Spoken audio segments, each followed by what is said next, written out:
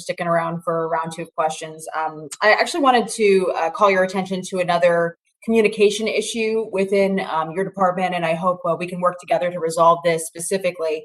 This subcommittee has already heard from ICE and Customs and Border Patrol this year. And there was a common thread that stuck out to me in those conversations that the agencies didn't seem to be effectively communicating on immigration issues. And while they share, obviously, this common goal of keeping Americans safe and protecting our border, they don't seem to be sharing the information. And it's vitally important when we're trying to manage this crisis at the border, track illegal immigrants who have been caught and then released into the homeland, and then arrest and deport those who have chosen not to follow our laws or pose a risk to public safety, as we were discussing earlier in this hearing. So do you agree, Mr. Secretary, that ICE and CBP should be sharing that data and information specifically when it comes to tracking illegal immigrants? Oh, absolutely. And I speak regularly together with Troy Miller of Customs and Border Protection, Tay Johnson of Immigration and Customs Enforcement, multiple times a week. And so I would be very eager to and interested in receiving the details with respect to the communication concerns that you reference, Congresswoman. Yeah, and Mr. Secretary, the CBP should be conveying that information to ICE. ICE should be in some way tracking that individual or family unit and whether or not the NTA is met. And what Director Johnson told us just a few weeks ago was that that is not happening once they are out of CBP custody. So do you believe that your department at any time should be able to actually identify an illegal immigrant in this country who the department has processed and released into this country?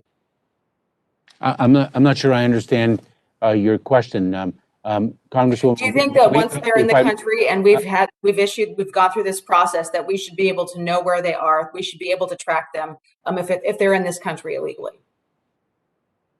To know and track more than 11 million undocumented individuals in the United States? We have no idea, Mr. Secretary, and this was a direct response to one of our earlier questions, how many are specifically in Iowa. Once they come across that border and they're out of CBP custody, we've been informed there is no way to track these individuals unless they actually show up for that NTA hearing, which we know sometimes they do not. So do you believe that we should be able to? I'm not sure I agree with the premise of your question, Congresswoman. When an individual is placed into immigration proceedings, they are placed into immigration proceedings through a notice to appear.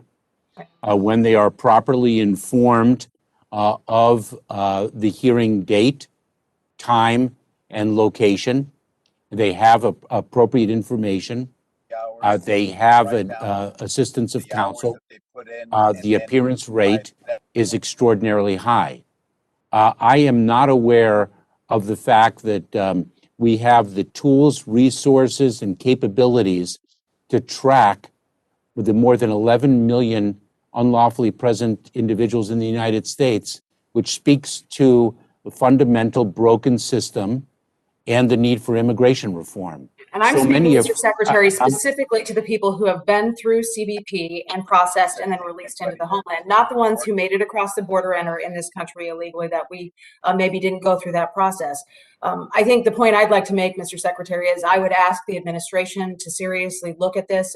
I stand ready to look at the resources necessary to make sure these departments can actually talk to each other and communicate to each other. This is a safety and security issue if we can't exactly know how many immigrants are coming to a state like Iowa. When we're looking at over 1 million, possibly, as we've heard this number keep going up this year, that's highly concerning to me. And I would ask you seriously look at policies that we can make sure these departments can track these individuals once they're in the country illegally, even if they do have that NTA. We know that sometimes they don't appear, and that is a safety and security issue. Let me, if I can, Congresswoman, I really welcome the opportunity to speak with you about this, because I'm not sure we have a common understanding of the problem that you've identified. Because if we have a common understanding of the problem, I assure you that we have a solution. Because what we do is we place individuals in immigration proceedings.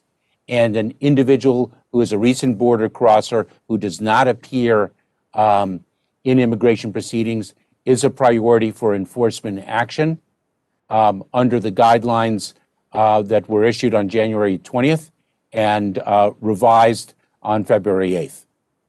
All right. Thank you, Mr. Secretary. I'll have some questions for follow-up as well. Madam Chair, I yield back.